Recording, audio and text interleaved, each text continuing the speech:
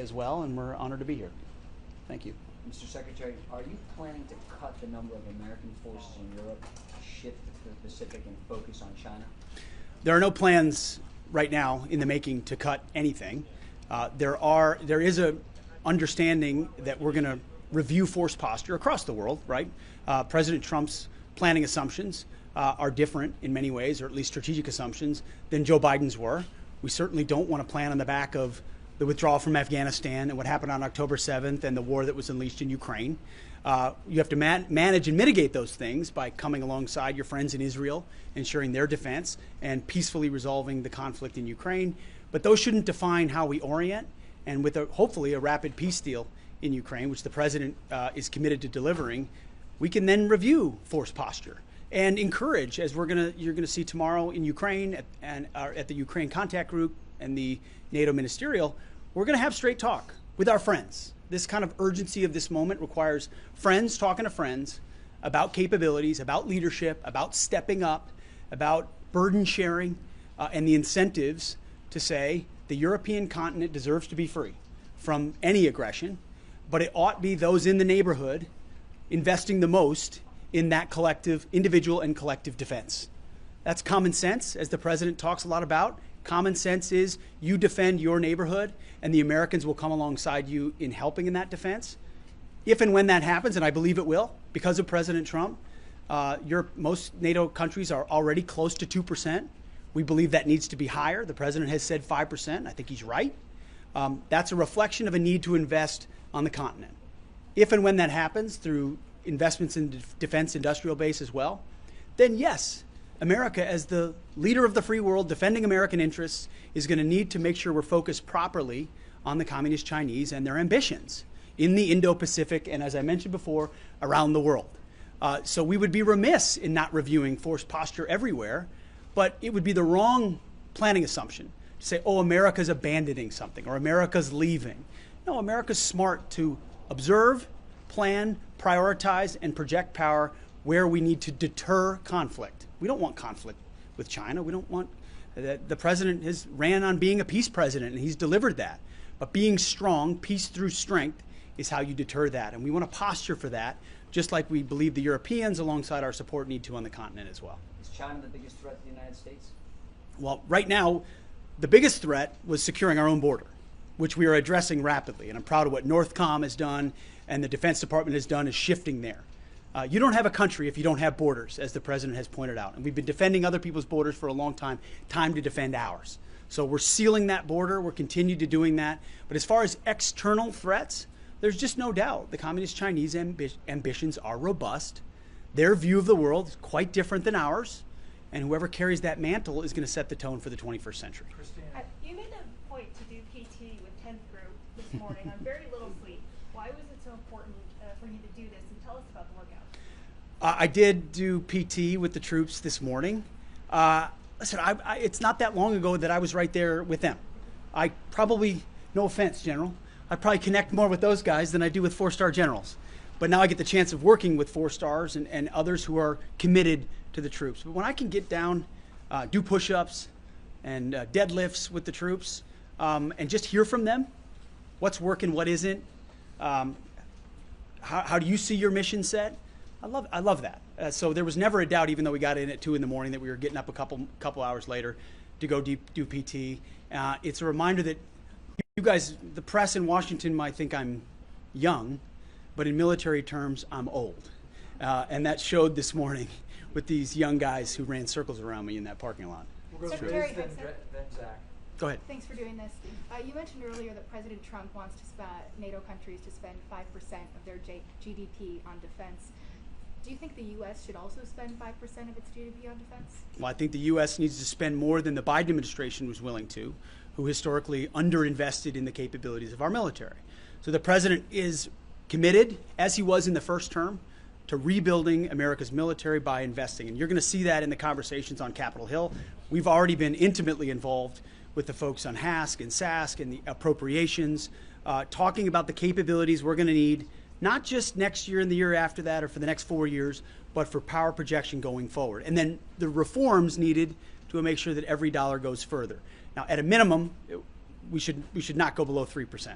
That's a view I know the president shares. But as far as going forward in that, those are decisions he will make based on my consultations with him. Listen, any defense secretary would be lying if they said they didn't want more. You always want more. But we live in fiscally constrained times where we need to be responsible with taxpayer dollars. We're $37 trillion in debt. That's a national security liability as well. So we're going to work with Capitol Hill. The president's going to lead the way on making sure the troops have the resources they need and that we truly rebuild our military just like President Trump did in the first term. And President Biden vowed against sending U.S. troops into Ukraine. Would you be open to sending U.S. troops into Ukraine to track weapons shipments? We are not sending U.S. troops to Ukraine. You've talked about wanting to welcome Elon Musk and Doge into the Pentagon potentially in the next few weeks. Do you expect him to start unilaterally cutting programs and contracts the way he's done at USAID and other agencies? And are there any limits or supervision you'd want to place on his team given his conflicts of interest with the Pentagon? Well, we've been in touch with, I've been in touch with Elon Musk, who's a great patriot, interested in advancing the America First agenda, knows that President Trump got 77 million votes and a mandate from the American people, and part of that is bringing actual business-like efficiency to government, hence what Doge is doing. We've been talking to them in partnership with them, and as I said on social media, we welcome Doge to the Pentagon, and I hope to welcome Elon to the Pentagon very soon, and his team, working in collaboration with us. There are waste, redundancies, and headcounts in headquarters that need to be addressed. There's just no doubt. Look at a lot of the climate programs that have been pursued at the Defense Department. The Defense Department is not in the business of climate change, solving the global thermostat. We're in the business of deterring and winning wars. So things like that we want to look for to find efficiencies, and many others, the way we acquire weapon system, procurement. There's plenty of places where we want the keen eye of Doge, but we'll do it in coordination. We're not going to do things that are to the detriment of American operational or tactical capabilities. President Trump is committed to delivering the best possible military. The Defense Department is not USAID. USAID's got a lot of problems that I talked about with the troops, pursuing globalist agendas that don't have a connection to America first. That's not the Defense Department, but we're also not perfect either. So where we can find billions of dollars, and he's right to say billions, inside the Defense Department, every dollar we save there is a dollar that goes to warfighters, and that's good for the American people. With Logan with Newsmax. Mr. Secretary, since we're here at AFRICOM, I have a question about Africa. Now, when you served, you fought jihadists in the Middle East, and there's a lot of jihadists in Africa, whether it's ISIS, Al-Qaeda, Al-Shabaab, go on and on. How do you plan to handle that threat? I'm not saying put troops on the ground in Africa to fight them, but are you concerned that there could be some sort of cell that might be plotting attacks against other parts of the world, trying to recruit soldiers because it's Africa with a growing population? How concerned are you about the jihad threat in Africa today? Definitely concerned. I mean, anybody of my generation that served in Iraq and Afghanistan or been a part of post 9/11 understands the threat of global jihad, especially the desire to export that against our allies in Europe or Israel or certainly the United States of America. So the counterterrorism threat focused on those who would seek to do us harm is of the highest priority, which is why you saw what AFRICOM did so well in that strike in Somalia. Where we see those growing, plotting, or planning with increased capabilities, we will strike. And that pertains to Islamist organizations all across the continent. But we have to work with partners and allies. I mean, foreign internal defense and security force assistance. I was with Green Berets this morning. You know, we think of Green Berets in the context of post 9/11, right? Kicking down doors, and they're really good at that. But what they're best at is doing security force assistance and foreign internal defense, where they work with local security forces to build up their capabilities so that it's indigenous forces fighting Islamists because they want to secure their country as well. And AFRICOM is very directly committed to doing that. That's a mission very much worth resourcing. And Africa is very much the front lines of a fight from Islamists. You've got Christian populations that are under siege in Africa and have been ignored for far too long. And American interests there, it matters a great deal. And Islamists, we're not going to allow them to maintain a foothold, especially to try to strike at America. We're going to finish up with two questions from these two local outlets. Sir, okay, one more here and then here. John Vanner from Stars and Stripes.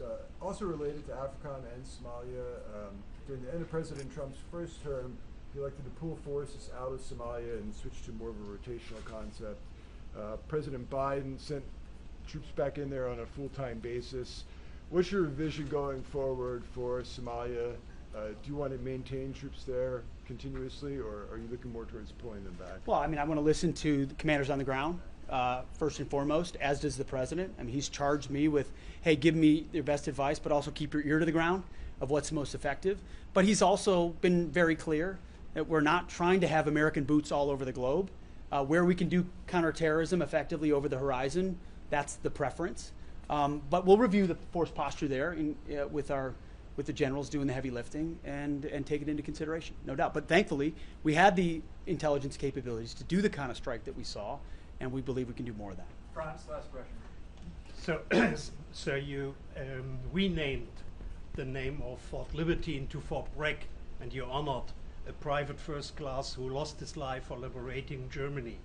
What does that mean for the U.S. forces?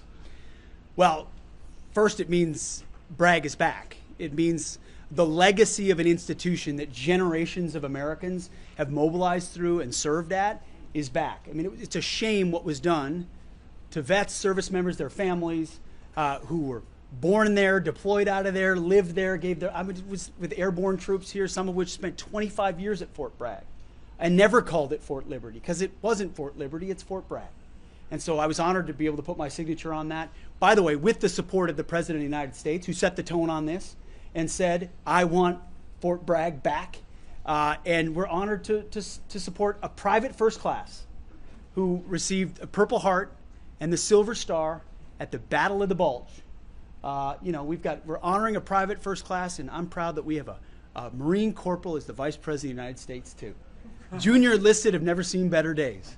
But it's about that legacy. It's about the connection to the community, to those who've served. And we're not, as the president has said, and I've said as well, we're not done there. There are other bases that have been renamed that erodes that very same legacy. There's a reason I said Bragg and Benning when I walked into the Pentagon on day one, but it's not just Bragg and Benning.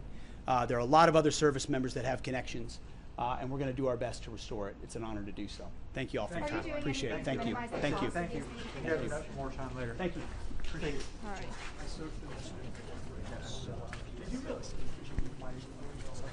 Sorry, I just want to get this real quick.